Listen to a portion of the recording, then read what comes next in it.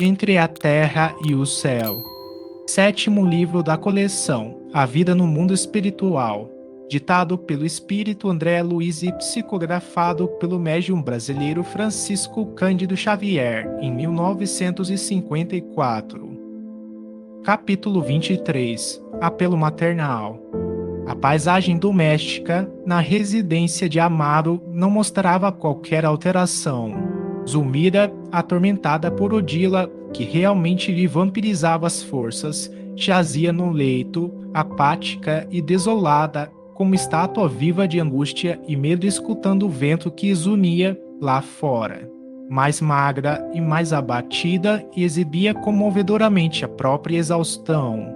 Irmã Clara, depois de expressivo entendimento com o nosso orientador, solicitou que nos mantivéssemos a pequena distância e, abeirando-se da genitora de Evelina, que tanto quanto a enferma não nos percebia a presença, alongou os braços em prece. Sob forte emoção, acompanhei o formoso quadro que se desdobrou, divino ao nosso olhar.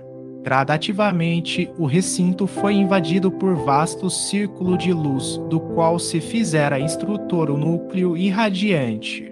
Assemelhava-se nossa amiga a uma estrela repentinamente trazida à terra, com os dois braços distendidos em forma de asas, prestes a desferir excelso voo. Cercava a enorme halo de dourado esplendor, como se ouro eterizado e luminescente emoldurasse a forma leve e sublime. Dos reverberos dessa natureza passavam as irradiações a tonalidades diferentes, em círculos fechados sobre si mesmos, caminhando dos reflexos de ouro e opala ao rosa vivo, do rosa vivo ao azul celeste, do azul celeste ao verde claro e do verde claro ao violeta suave, que se transfundia em outros aspectos a me escaparem da apreciação. Tive a ideia de que a irmã Clara se convertera no centro de milagroso arco-íris, cuja existência nunca pudera vislumbrar. Fizera-se a casa excessivamente estreita para aquela abençoada fonte de raios balsamizantes e indefiníveis. Reparei que a própria Odila se aquietara como que dominada por branda coação. Estático, mal consegui articular alguns monossílabos, procurando esclarecimento em nosso instrutor. Irmã Clara, informou o ministro, igualmente elevado, já atingiu o total equilíbrio dos centros de força que irradiam ondulações luminosas e distintas. Em oração, ao influxo da mente enaltecida, emite as vibrações do seu sentimento purificado, que constituem projeções de harmonia e beleza ali fluírem do ser. Se partilhássemos com ela a mesma posição evolutiva, entraríamos agora em relação imediata com o elevado plano de consciência em que se exterioriza e, então, em vez de somente observarmos este deslumbramento de luz e cor, perceberíamos a mensagem glorificada que nasce do coração, de vez que as irradiações sob nossos olhos são música e linguagem, sabedoria e amor do pensamento a expressar-se maravilhoso e vivo. A sintonia espiritual perfeita, porém, só é possível entre aqueles que se confundem na afinidade completa. A mensageira transfigurada parecia mais bela. Avançou para a primeira esposa de Amaro e cobriu-lhe os olhos com a destra lirial. Reparem, disse Clarencio, feliz, ela guarda o poder de ampliar a visão. Odila identificar-lhe-á a presença, assim como a vemos. Com efeito, vimos que a genitora de Evelina, tocada por aqueles dedos celestes, proferiu um grito de encantamento selvagem e caiu de joelhos. Naturalmente ofuscada pelo brilho de que se envolvia a visitante inesperada, começou a chorar, suplicando: Anjo de Deus, socorre-me! Socorre-me! Odila, que fazes? Interrogou a emissária com inesquecível inflexão de ternura. Sou aqui, vingando-me por amor. Haverá, porém, algum ponto de contato entre amor e vingança? Indicando timidamente a triste companheira que jazia acorrentada ao leito, Odila tentou conservar a atitude que lhe era característica, exclamando: cruel. Devo alijar a intrusa que me assaltou a casa. Esta miserável mulher tomou meu marido e assassinou meu filhinho. Quem ama faz justiça pelas próprias mãos. Pobre filha, revidou Clara, abraçando-a. Quem ama semeia a vida e a alegria, combatendo o sofrimento e a morte. Quando nosso culto afetivo se converte em flagelação para os que seguem ao nosso lado, não abrigamos outro sentimento que não seja aquele do desvairado apego a nós mesmos, a centralização do egoísmo aviltante. Achamo-nos à frente de infortunada irmã, arrojada à dolorosa prova. Não te dói vê-la derrotada e infeliz? Ela desposou o homem que amo. Soluçou Dila, mais dominada pela influência magnética da mensageira que impressionada por suas belas palavras. Não seria mais justo, ponderou Clara sem afetação, considerar que ele a desposou? Acariciando-lhe a cabeça agora trêmula, a instrutora aduziu. Odila, o ciúme que não destruímos, enquanto dispomos da oportunidade de trabalhar no corpo denso, transforma assim a aflitiva fogueira a calcinar-nos o coração depois da morte. Acalma-te. A mulher de carne, que eras, precisa agora oferecer lugar à mulher de luz que deve ser. A porta do lar terrestre, onde te supunhas rainha de pequeno império sem fira, cerrou-se com os teus olhos materiais. A passagem na terra é um dia na escola. Todos os bens que desfrutávamos no mundo de onde viemos constituíam recursos do Senhor que nos concedia a título precário. Por lá, raramente nos lembramos de que o tesouro do carinho doméstico é algo semelhante à sementeira preciosa, cujos valores devemos estender. Começamos a obra de amor no lar, mas é necessário desenvolvê-la no rumo da humanidade inteira. Temos um só Pai que é o Senhor da bondade infinita, que nos centraliza as esperanças. Somos, assim, todos irmãos, partes integrantes de uma família só.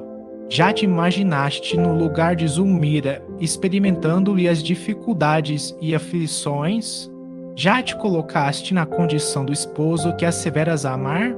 Se te visses no mundo, sem a companhia dele, com os filhinhos necessitados de consolo e sustentação, não sentirias reconhecimento por alguém que te auxiliasse a protegê-los? Considera somente os teus problemas. Entretanto, o homem amado permanece no cárcere de escuros padecimentos íntimos a debater-se com enigmas inquietantes, sem que te disponhas a socorrê-lo. Não me falhes assim, imprecou a interpelada, com evidentes sinais de angústia. Odeio a infame que nos roubou a felicidade. Odila reflete. Esqueces-te de que a mulher sempre é mãe. O túmulo não te restituirá o corpo que a terra consumiu e, se desejas recuperar a ternura e a confiança do companheiro que deixaste na retaguarda, é preciso saber amá-lo com o espírito. Modifica os impulsos do coração. Não suponhas amar o capaz de querer-te, transtornada a qual te encontras entre as farpas envenenadas do despeito, caso chegasse, de repente, até nós. Ela, porém, matou meu filho. Como podes provar semelhante acusação? A intrusa invejava-lhe a posição no carinho de Amaro. Sim, concordou Clara, afetuosa, admito que Zulmira assim se conduzisse. É inexperiente ainda e a ignorância enquanto nos demoramos na terra pode impedir-nos a visão, mas não seria justo, tão somente por isso, atribuir-lhe a morte do pequenino. Medita. A verdadeira fraternidade é ajudar-te a sentir naquela que te sucedeu no lar uma filha suscetível de recolher-te o afeto e a orientação. Em lugar de forjares uma inimiga na sinistra bigorna da crueldade, edificarás uma dedicação nobre e leal para enriquecer-te a vida, retirando a luz do teu amor das chamas comburentes do inferno de ciúme em que padeces pela própria vontade. Serás realmente para o homem querido e para a filha que clama por tua assistência uma inspiração e uma bênção. Talvez porque Odila, quase vencida, simplesmente chorasse, a mensageira afagava-lhe os cabelos, acrescentando: sei que sofres igualmente como mãe atormentada. Recorda, contudo, que nossos filhos pertencem a Deus. E se a morte colheu a criança que estremeces, separando-a dos braços paternais, é que a vontade divina determinou o afastamento. A mensageira mimava-lhe a fronte, dando-nos a impressão de que a submetia a suaves operações magnéticas. Depois de alguns instantes em que apenas ouvíamos os soluços de Odila transformada, a venerável amiga acentuou: por que não te dispões a clarear o próprio caminho, a fim de reencontrares o teu anjo e embalá-lo, de novo, em teus braços, ao invés de te consagrares inutilmente à vingança que te cega os olhos e enregela o coração, para, certo, alcançar o ponto sensível daquela alma atribulada, porque a infortunada genitora de Evelina, qual se arrojasse para fora de si mesma todos os pesares que lhe senhoreavam os sentimentos, gritou, como fera jugulada pela dor: meu filho, meu filho! E seu pranto convulsivo se fez mais angustiado, mais comovente. A emissária do bem abraçou-a com maternal carícia e falou-lhe aos ouvidos: rejubila-te, irmã querida. Grande é a tua felicidade. Podes ajudar e isso representa aventura maior. Nada te impede auxiliar o companheiro da humana experiência ao alcance de tuas mãos e basta uma prece de amor puro, com o testemunho de tua compreensão e de tua piedade, para que venças a reduzida distância entre o teu sofrimento e o filhinho idolatrado. Há 22 séculos espero por um minuto igual a este para o meu saudoso e agoniado coração, de vez que os meus amados ainda não se inclinaram para mim.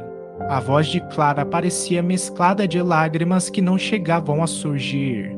Dominada pelas vibrações da mensageira celeste, Odila agarrou-se a ela, prosseguindo em choro convulso, enquanto a instrutora repetia com desvelos de mãe: vamos, filha, vamos à procura de nossa renovação com Jesus. Amparando-a, Clara conduziu-a para fora, colada ao próprio peito. Junto de nós, Clarencio informou: agora, Zulmira poderá recuperar-se. A adversária retirou-se sem a violência que lhe prejudicaria o campo mental. E, acompanhando o nosso orientador, afastamo-nos por nossa vez, embora conservando a atenção presa à continuação de nossa edificante aventura.